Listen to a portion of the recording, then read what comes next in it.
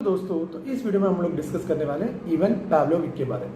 तो even पाव्लोविक Soviet army के एक एक्टिव मेंबर थे और उन्होंने ये साबित किया था कि कोई भी जॉब दुनिया में छोटा या बड़ा नहीं होता, हर जॉब अपने जगह पे इम्पॉर्टेंट ही होता है। तो ये उन्होंने प्रूव किया था। तो हम लोग इस वीडियो में हम लोग समझने की कोशिश करते हैं कि इवन पाव्लोविक ने वो कैसे दुनिया को बताया था। तो इवन पाव्लोविक का जन्म होता है सोवियत के एक छोटे से एक विलेज में।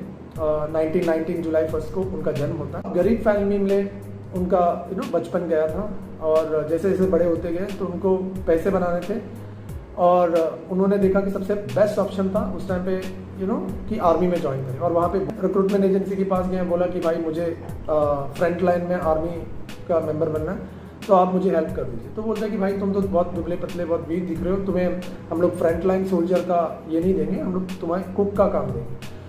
तो लेकिन इवन पाव्लोविक ने ओके बोल दिया, बोला कि हाँ ठीक है मैं कुक का काम ही कर लूँगा। तो उसके बाद उन्हें उसका ट्रेनिंग वेनिंग सब दिया जाता है कुक का, और वो अच्छे तरह से वो सीख भी लेते हैं। तो उसी टाइम पे जर्मनी यानी कि 22 जून 1941 को जर्मनी डिसाइड करता है कि भाई हम लोग सोवियत यूनियन को अटैक करेंगे। तो ये सोवियत के जो रेड आर्मी को पता चल जाता है कि जर्मनी एक सरप्राइज अटैक प्लान करा। तो उन्होंने सोवियत यूनियन की अलग अलग जगहों पे ना अपना कैंप सेट किया था, क्योंकि सोवियत यूनियन इतना बड़ा था ना कि उनको पता नहीं था कि कौन से डायरेक्शन से अटैक आ रहा है। तो उसमें से एक जो कैंप था 46 टैंक डिवीजन, उसमें इवन पाव्लोविक वहाँ पे कुक का काम करते थे। तो एक दिन की बात है जब वो के जो आर्मी के जो सोल्जर्स हैं वो जा रहे हैं, फ्रंट लाइन पे जा रहे हैं, तो उन्होंने टाटा बाय बाय किया, सब गए और वो अपना खाना बना रहे थे, बिजी थे, अपने ही काम पे बिजी थे।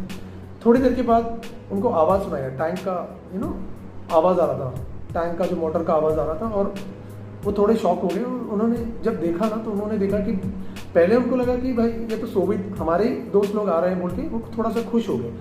फिर जब ध्यान से देखा तो उनको समझ में आया कि ये सोवियत के टैंक्स नहीं थे, ये जर्मनी के टैंक्स थे और वो उन्हीं के कैंप के साइड में आ रहे थे। तो ये जाके छुप जाते हैं। तो 3-4 टैंक रहते हैं, वो आगे निकल जाते हैं और लास्ट में जो टैंक आता है ना वो कैंप की तरह आता है। तो इनको बहुत डर पैदा हो जाता है इनके मन में, और ये ना क्या करते हैं कि छुप जाते हैं और छुप के ना वहाँ पे बैठ के ऐसे देखते हैं कि क्या करना है, अभी क्या करना है। बेसिकली ये मैं तो अकेला हूँ, मेरे पास तो हथियार नहीं है, मेरे पास ना ग्रेनेड है ना मेरे पास कुछ है, और एक राइफल था उनके पास जो दूर में पड़ा हुआ था, उनके पास में नहीं था, और वो जहाँ पे छुपे थे उसके पास से बहुत दूर में पड़ा हुआ था। वो देख रहे थे कि राइफल वहीं पे पड़ा हुआ। तो वो लेफ्ट राइट देखते तो वहाँ पे वो एक एक्स दिखाई देता है, तो वो एक्स ग्रैब कर लेते हैं और वेट करते हैं। तो जैसे ही वो फिर से ऐसे ही देखते हैं ना तो वहाँ पे दिखाई देता है कि वो जर्मन के जो सोल्जर्स हैं वो टैंक को पार करके बाहर निकल के खड़े रहते हैं। तो इवन पाव्लोविक वो एक्स लेके ना पीछे पागलों जैसे भागते हैं, यो करके भागते हैं कि पागलों जैसे। वो जर्मन सोल्जर्स इनकी आवाज़ से डर जाते हैं, वो वापस टैंक के अंदर घुस जाते हैं और अपने मशीन गन जो टैंक में जो लगी हुई मशीन गन से अंधाधुंध फायर करने लगते हैं।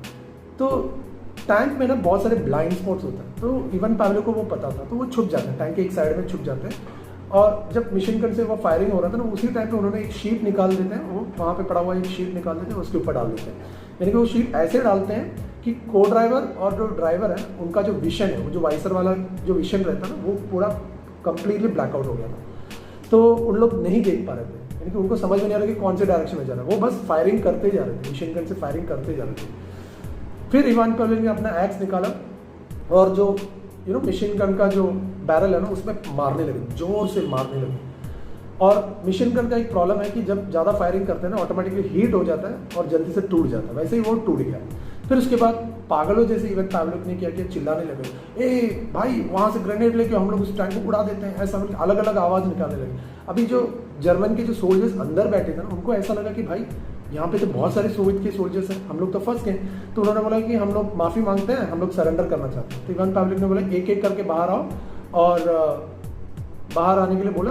उसके बाद सबको बंदी बना के वहाँ पर रख दिया। अभी जब उनके जो कंपनी कमांडर, उस कैंप के जो कंपनी कमांडर वो वापस आए तो देखा कि भाई इसने तो अकेले ही जर्मन टैंक को हरा दिया और उसकी कंपनी का उसकी जो कमांडर है उनको भी बंदी बना दिया। और ये सब अकेले इसने कैसे किया, बहुत उनके सोच के ही उनका होश हो गया था वहाँ के जो कंपनी कमांडर इवन पाव्लोविक के जो कैंप। तो उन्होंने उनको बधाई दी और बोला कि भाई आज से तुम स्काउट का काम करो। तो स्काउट के काम करते वक्त भी बहुत सारे उन्होंने ऐसे ही ब्रेवरी वाले काम किए। जैसे कि एक इंसिडेंट ऐसा भी हुआ था कि एक जर्मन टैंक बहुत सारे सोल्जर्स के पीछे पड़े थे, तो इवान पावलोव छुप गया और वहाँ से ग्रेनेड निकाल के उसके ऊपर फेंक के उसका जो चेन था ना उसको नुकसान किया, फिर टैंक के अंदर जाके उनको सबको मार दिया। तो उसके बाद ये जो सोवियत आर्मी में इनका जो न्यूज़ स्प्रेड हो गया, यानी कि एक बंदा था जो कुक था, अभी स्काउट बन गया, उसके बावजूद वो ऐसे काम कर रहे हैं जैसे कि कोई प्रोफेशनल आर्मी सोल्जर भी नहीं कर पा रहा था। और तो उनको प्रमोशन हो जाता है, यानी कि प्लेटून कमांडर बन जाते हैं। 4th इन्फेंट्री रेजिमेंट की प्लेटून कमांडर का इनको प्रमोशन दिया जाता है। और वैसे ही वो काम करते रहते हैं, अच्छे काम करते हैं, बहुत सारे विक्ट्रीज हासिल करते हैं, बहुत सारे मिशन को अकम्प्लिश करते हैं। उसकी वजह से उनको ना इवन 7th इन्फेंट्री रेजिमेंट का कंपनी कमांडर भी बना देते हैं। लेकिन अनफॉर्चुनेटली ये लड़ाई लड़ते वक्त वो अपने शरीर से बहुत घायल हो चुके होते हैं और उनको वॉलंटरली रिटायरमेंट लेना पड़ता है 1945 में। और जब 1945 में जब वो वॉलंटरली रिटायरमेंट लेते हैं तो बहुत सारे इंजरी के साथ रिटायरमेंट लेते हैं, और रिटायरमेंट के टाइम पे सोवियत आर्मी ने उनको लेफ्टिनेंट का टाइटल भी दिया था। लेने के बाद इवान पावलोविक एक विलेज काउंसिल की चेयरमैन बन जाता है, लेकिन unfortunately because of his body injuries उनका डेथ हो जाता है। At a very young age, at the age of 31 उनका डेथ हो जाता है। आई होप दैट आपको इवान पावलोव के बारे में जो भी मैंने इस वीडियो में बताया आपको अच्छा लगा। आगे भी जाके मस्त मज़ेदार वीडियोस में लेके आने वाला हूँ। मैं आपसे सिर्फ विनती करता हूँ, रिक्वेस्ट करता हूँ, काइंडली मेरे चैनल को लाइक, शेयर और सब्सक्राइब कीजिए। Until the next video, Mithun Devdas signing off.